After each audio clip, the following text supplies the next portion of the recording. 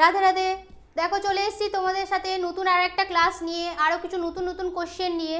ঠিক আছে, আজকে দেখা যাক যে তোমাদের কোন শিফটের কোশ্চেন রয়েছে। আচ্ছা দেখে নাও একবার 23/10/2018 শিফটের যে সকাল 9টা থেকে 10:30টার এক্সামটা হয়েছিল, ওই শিফটের কোশ্চেনটা তোমাদের জন্য রয়েছে। ওকে, এবার দেখা যাক যে কী কী কোশ্চেন তোমাদের জন্য ওয়েট করছে। দেখা যাক ফার্স্ট কোশ্চেন কী রয়েছে, যে যখন বিদ্যুৎ প্রবাহ 10 অ্যাম্পিয়ার এবং রোধ 50 ওহম হয়, বিদ্যুৎ প্রভেদের মান কি হবে? তাহলে বিদ্যুৎ প্রভেদের মান হবে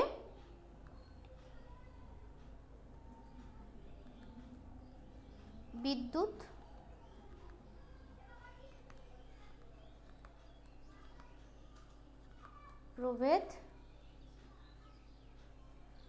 প্রভেদ সমান হচ্ছে বিদ্যুৎ প্রবাহ ইন্টু রোধ, বিদ্যুৎ প্রবাহ ইন্টু রোধ।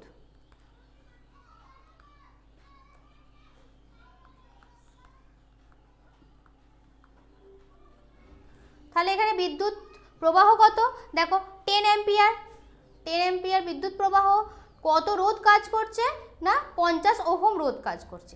ঠিক আছে, তাহলে 500 ভোল্ট। ঠিক আছে, 500 ভোল্ট, যেটা হচ্ছে অপশন 4। ওকে, তাহলে বিদ্যুৎ প্রবাহের মান কত? 500 ভোল্ট। নেক্সট কোশ্চেন দেখা যাক। নেক্সট কোশ্চেন বলছে রোধাঙ্কের এসআই একক হলো ওহম মিটার, জুল, অ্যাম্পিয়ার নাকি ওহম? তো রোধাঙ্কের এসআই একক হলো ওহম মিটার। ঠিক আছে, কত না ohm metre. Option A, option A হচ্ছে আমাদের সঠিক অ্যান্সার। নেক্সট কোশ্চেন দেখা যাক। নেক্সট বলছে অবস্থান বা আকৃতির কারণে বস্তুর দ্বারা ধারণ করা শক্তিকে ড্যাশ বলা হয়? কি বলা হয়? স্থির শক্তি বলা হয়, স্থিতিশক্তি বলা হয়, গতিশক্তি বলা হয় নাকি লীন তাপ বলা হয়? তো দেখো চারটে অপশনের মধ্যে যখন অবস্থান বা আকৃতির কারণে বস্তু দ্বারা ধারণ করা শক্তি, যে শক্তিটা, সেটাকে আমরা বলবো স্থিতিশক্তি। ঠিক আছে, সেটাকে কি বলবো? স্থিতিশক্তি। অপশন 2। ওকে, নেক্সট কোশ্চেন দেখি। নেক্সট বলছে ড্যাশ কোনো ফটোকেমিক্যাল বিক্রিয়া নয়, ফটোগ্রাফি নাকি মিথেনের ফ্রি রেডিক্যাল ক্লোরিনেশন নাকি সালোক সংশ্লেষ নাকি নাইট্রোজেন ও হাইড্রোজেন থেকে অ্যামোনিয়ার সংশ্লেষ? তো এই চারটে অপশনের মধ্যে ফটোকেমিক্যাল বিক্রিয়া নয় যেটা, সেটা আমাদের হবে নাইট্রোজেন এবং হাইড্রোজেন থেকে যে অ্যামোনিয়ার সংশ্লেষ হয়, সেটা হচ্ছে কোনো ফটোকেমিক্যাল বিক্রিয়া নয়। ঠিক আছে, মানে অপশন 4, অপশন 4 হচ্ছে আমাদের সঠিক অ্যান্সার। নেক্সট কোশ্চেন দেখি কি রয়েছে। নেক্সট বলছে 50 কেজি ভরের একটি ছেলে 10 সেকেন্ড সময়ে 40 ধাপের একটি সিঁড়ি বেয়ে উঠে যায়, প্রতিটি ধাপের উচ্চতা 15 সেন্টিমিটার হলে তার ক্ষমতা নির্ণয় করো। বেশ, তাহলে দেখা যাক। তাহলে আমরা কি জানি, যে এম হচ্ছে 50 কেজি, জি কত দেওয়া আছে আমাদের 10 মিটার পার সেকেন্ড স্কোয়ার। আচ্ছা, উচ্চতা, উচ্চতা দেখো উচ্চতাটা কি না, উচ্চতাটা আমি পাবো কিভাবে পাবো না, ধাপ সংখ্যা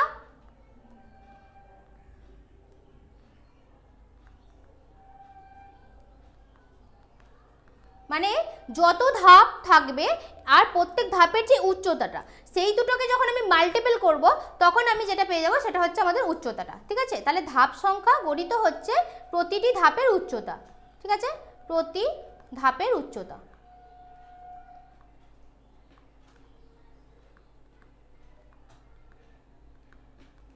ওকে, তাহলে দেখো, তাহলে ধাপ সংখ্যা কত বলো?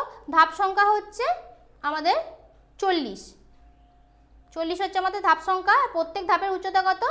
15, তার মানে 600 সেন্টিমিটার। আচ্ছা, সেন্টিমিটারটাকে এবারে মিটার ট্রান্সফার করবো, তাহলে কত হচ্ছে 6 মিটার। এবার আমাকে কি বের করতে হবে? এবার আমাকে বের করতে হবে হচ্ছে ডব্লিউ, মানে কৃতকার্যটা আমাকে বের করতে হবে। W equals to mgh। তাহলে এমটা দেখো, এম হচ্ছে 50 কেজি, জি কত 10 আর এইচ কত 6, তার মানে হচ্ছে আমার 3000 জুল। এবার দেখো, এবার আমাকে কি চেয়েছে? ক্ষমতা। তাহলে P equals to W by T, P equals to W by T. ঠিক আছে, মানে আমি ক্ষমতাটা বের করব। তাহলে আমার কৃতকার্য বাই সময়, ক্ষমতা ইকুয়ালস টু কৃতকার্য বাই সময়। তাহলে কৃতকার্যটা কত? 3000 জুল কৃতকার্য। আর সময় কত নিচ্ছে? সময় নিচ্ছে আমার 10 সেকেন্ড। তাহলে ওয়াট।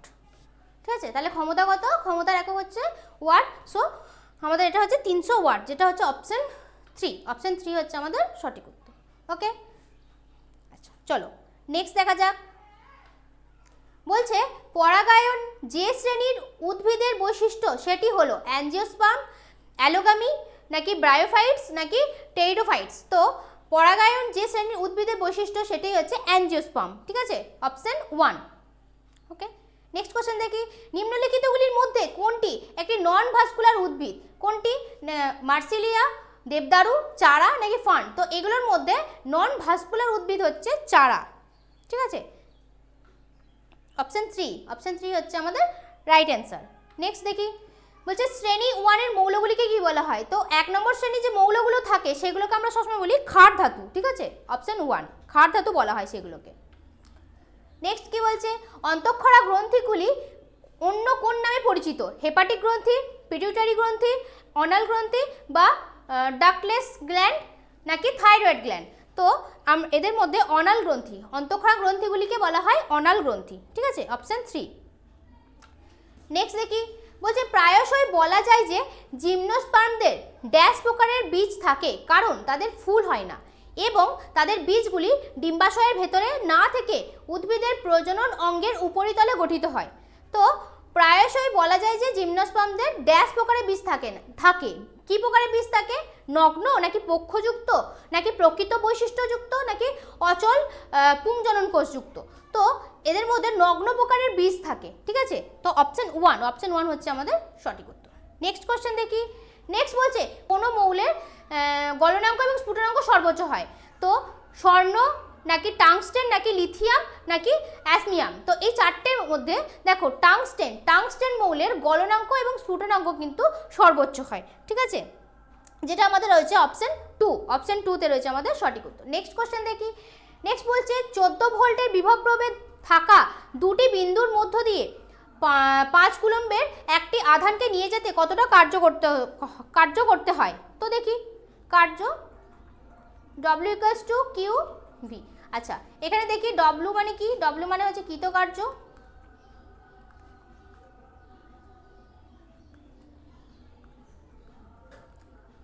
ভিটা কি? ভি হচ্ছে বিভব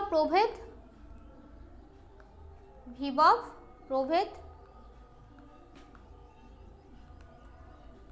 আর কিউটা হচ্ছে আধান। ঠিক আছে, কিউটা হচ্ছে কি না আধান, যেটা আমি সি দিয়ে ডিনোট করতে পারি। ওকে, এবার দেখো তাহলে আমাকে বের করতে কি দিয়েছে? কার্য। তাহলে আমি বসাই কত কুলম্ব? 5 কুলম্ব, আর বিভব প্রভেদ হচ্ছে 14। ঠিক আছে, তাহলে আমি এটাকে যদি ক্যালকুলেশন করি তাহলে আমার আসছে 17 জুল। তাহলে অপশন 3 হচ্ছে আমাদের সঠিক উত্তর। নেক্সট কোশ্চেন দেখা যাক। নেক্সট বলছে এদের মধ্যে কোন জীব কোরক থেকে বিকশিত হয়? তো এদের মধ্যে কাদের মধ্যে? না প্যারামিসিয়াম, হাইড্রা, অ্যামিবা, নাকি ব্যাকটেরিয়া? তো চারটের মধ্যে হাইড্রার কি হয় না নতুন বীজ কোরক থেকে বিকশিত হয়। ঠিক আছে, অপশন 2 হচ্ছে আমাদের কারেক্ট অ্যান্সার। নেক্সট দেখি।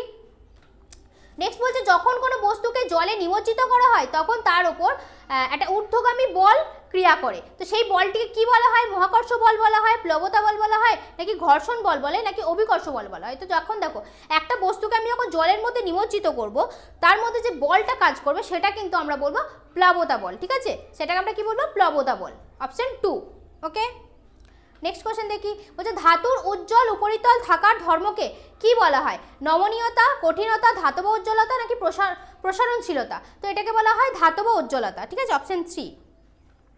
নেক্সট দেখি। ভরবেগের এসআই একক হলো KG metre per second, dyne, newton, নাকি KG metre per second square? তো ভরবেগের এসআই একক হচ্ছে KG metre per second. Okay, KG metre per second. Option 1 হচ্ছে আমাদের কারেক্ট অ্যান্সার। আজকের ক্লাসটা যদি ভালো লেগে থাকে তাহলে লাইক, কমেন্ট, শেয়ার, সাবস্ক্রাইব করবে। ঠিক আছে, এবং তোমরা যে সমস্ত নোটসগুলো পড়ছো, যে সমস্ত বইপত্র তোমরা ভালো করে পড়ছো সেগুলো ভালো করে পড়ো, আর আমাদের সমস্ত স্যারদের ক্লাসগুলো দেখো। ঠিক আছে, ওকে, থ্যাংক ইউ।